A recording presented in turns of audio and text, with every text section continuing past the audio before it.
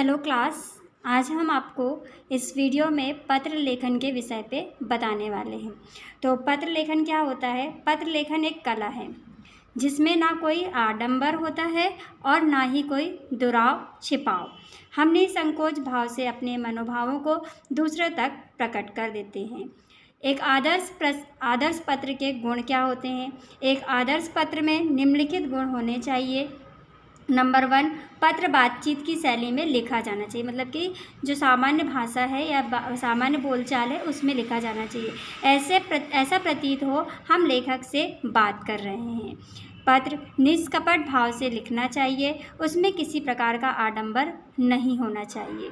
पत्र में शिष्टाचार का प्रयोग होना चाहिए, जैसे बड़ों को प्रणाम, छोटों का प्यार। पत्र की भाषा स्वाभाविक, शिष्ट एवं सरल होनी चाहिए। पत्र में अशिष्ट भाषा का प्रयोग नहीं होना चाहिए, मतलब सम्मान पूर्वक उसे लिखना चाहिए। उसमें अशिष्ट शब्दों का या गलत शब्दों का प्रयोग नहीं होना चाहिए। पत्र में अनावश्यक विस्तार नहीं होना चाहिए, मतलब जो बातें ज़रूरी है वही पत्र में लिखी जानी चाहिए। अनावश्यक बातों को या व्यर्थ की बातों को पत्र पर नहीं लिखना चाहिए, क्योंकि व्यर्थ की बातें पत्र के प्रभाव को नष्ट कर देती है।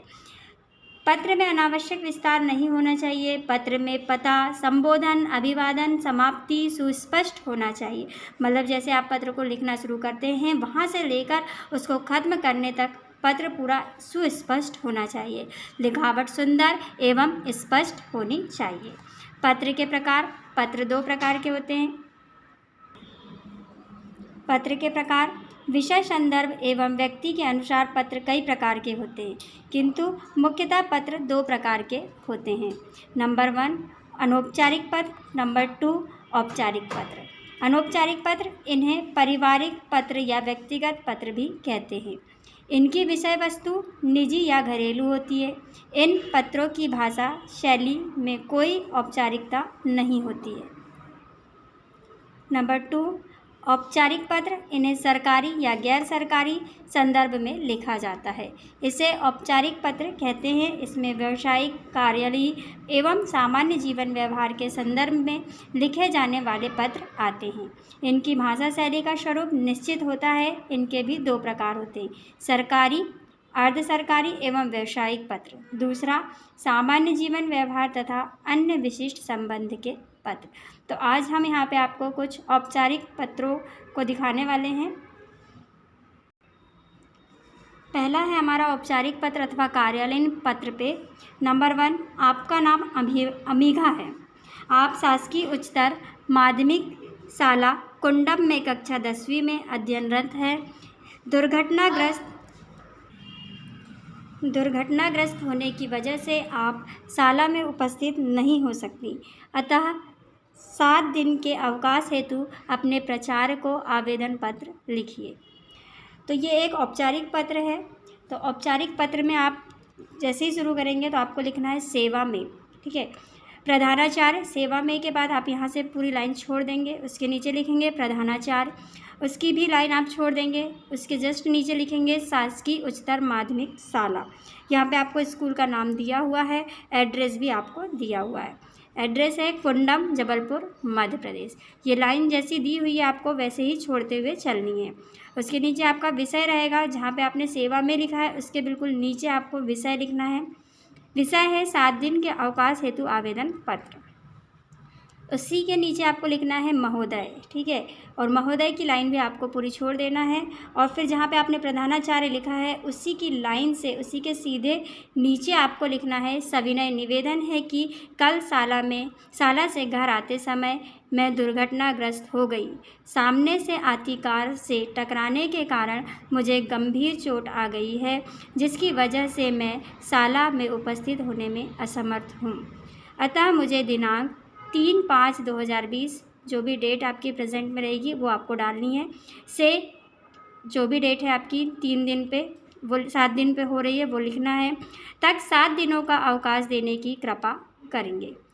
उसके नीचे आपको जहां आपने महोदय को लिखा था उसी लाइन के नीचे, उसी के सीधे नीचे आपको धन्यवाद लिखना है। और उसी के नीचे आपको लिखना है आपकी आज्ञाकारी शिष्या अमीधा। जो नाम आपको क्वेश्चन पे देगा वही नाम आपको यहाँ पे लिखना है। उसकी कक्षा भी आपको वही लिखनी है जो प्रश्न में दी हुई है, 10वीं, अनुक्रमांक और दिनांक। यदि आपको क्वेश्चन पे नाम नहीं दिया है तो आप अपने हिसाब से कुछ भी नाम यहाँ पे डाल सकते हैं, ठीक है। और यदि एड्रेस भी स्कूल का नहीं दिया है तो एड्रेस भी आप दूसरा डाल सकते हैं। लेकिन यदि क्वेश्चन पे जो एड्रेस दिया है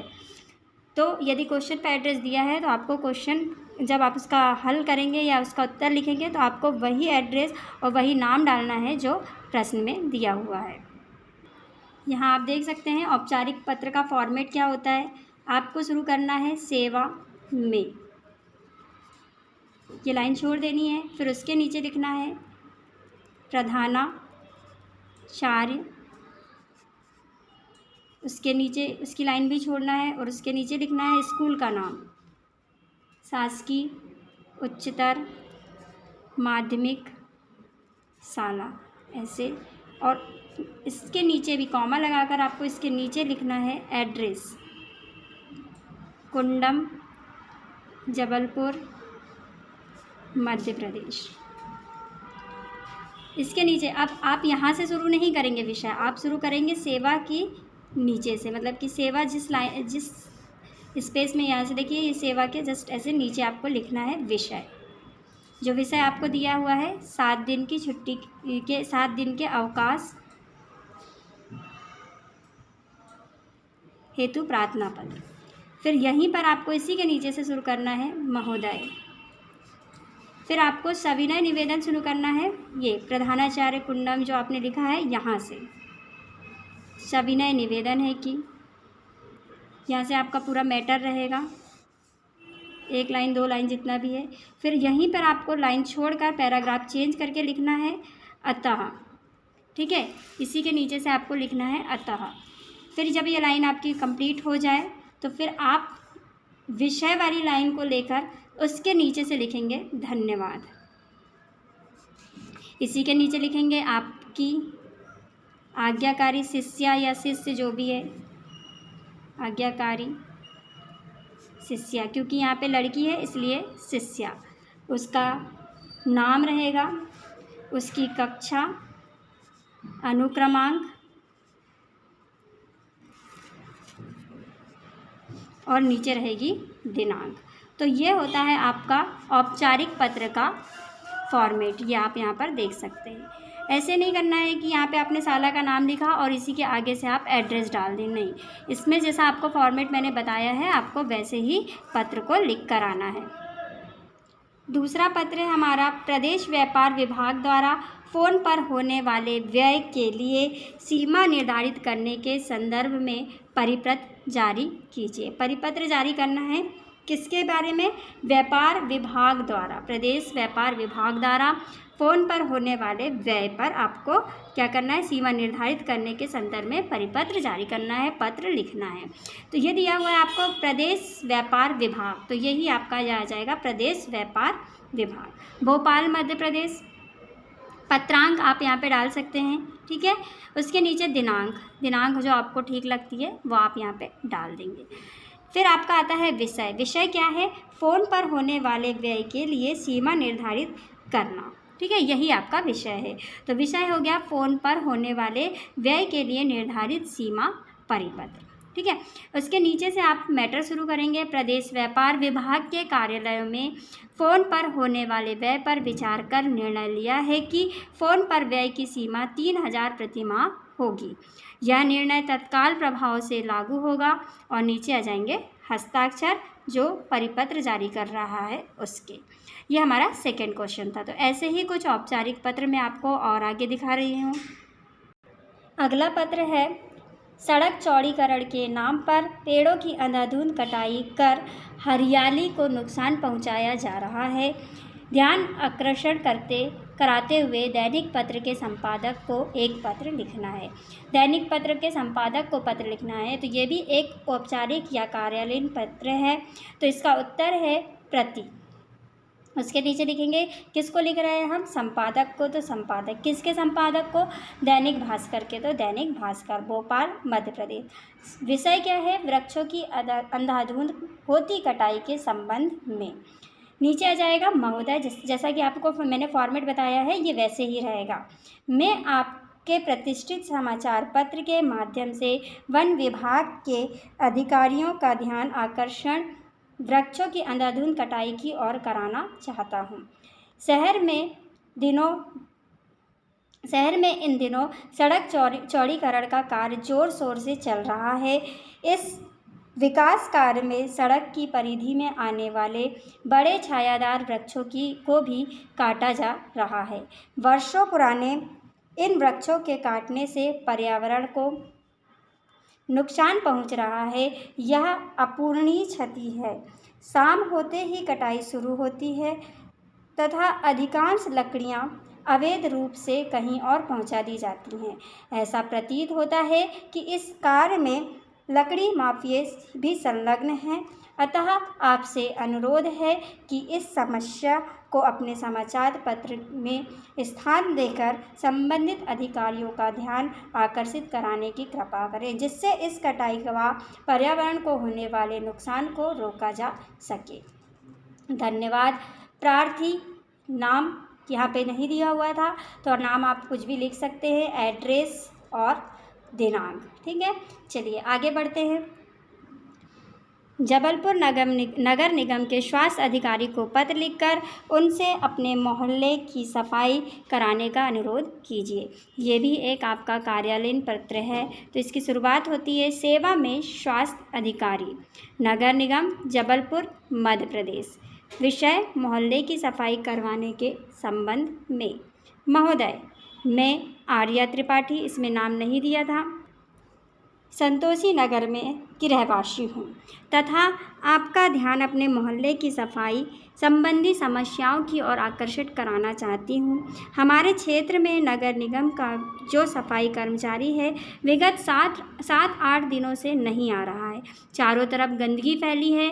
यहाँ आसपास कचरा डालने के लिए कूड़ादान भी नहीं है। नालियों की गंदगी से चारों तरफ दुर्गंध फैल रही है और मच्छर तथा मक्खियाँ भी अधिक पनप रहे हैं। इससे डेंगू, मलेरिया आदि बीमारी के होने का खतरा बढ़ गया है। मोहल्ले का वातावरण इतना दूषित हो गया है कि घर से निकलना दूभर हो गया है। कुछ समय में वर्षा प्रारंभ हो जाएगी। उस समय की भयावह स्थिति की कल्पना अत्यंत दुखदायी है। अतः आपसे अनुरोध है कि आप यथाशीघ्र मोहल्ले का निरीक्षण करें व नियमित सफाई का प्रबंध करवाने का कष्ट करेंगे। धन्यवाद। आर्या त्रिपाठी व समस्त रहवासी, वार्ड 21, दीनदयालपुरम, बालाघाट, मध्य प्रदेश। दिनांक। आगे बढ़ेंगे नेक्स्ट पे। प्रचार को चरित्र प्रमाण पत्र देने का अनुरोध करते हुए प्रार्थना पत्र लिखिए। सेवा में प्रधानाचार्य महोदय, शासकीय उच्चतर माध्यमिक शाला सिंगौद, जबलपुर, मध्य प्रदेश।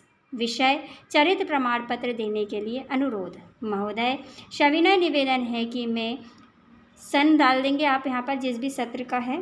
मैं आपके विद्यालय 12वीं A कक्षा का विद्यार्थी रहा हूँ। इस वर्ष मैंने कक्षा 12वीं की बोर्ड परीक्षा प्रथम श्रेणी के साथ उत्तीर्ण की है। मुझे महाविद्यालय के प्रथम वर्ष में प्रवेश लेने हेतु चरित्र प्रमाण पत्र की आवश्यकता है। अतः आपसे निवेदन है कि मुझे चरित्र प्रमाण पत्र देकर कृतार्थ करें। धन्यवाद। आपका आज्ञाकारी शिष्य, नाम जो भी है, कक्षा और दिनांक। ये चरित्र प्रमाण पत्र मतलब वही है कैरेक्टर सर्टिफिकेट।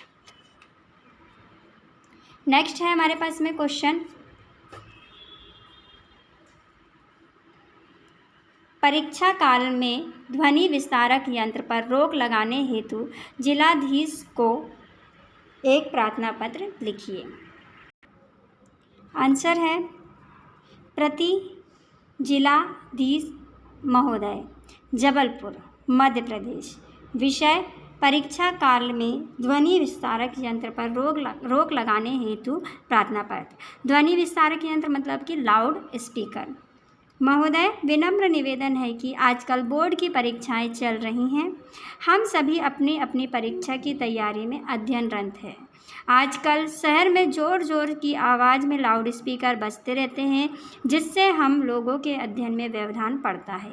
कृपया शहर में परीक्षा अवधि में लाउड स्पीकर बजाने पर प्रतिबंध लगाकर हमारी समस्या का समाधान करने का कष्ट करेंगे। हम आपके बहुत आभारी रहेंगे।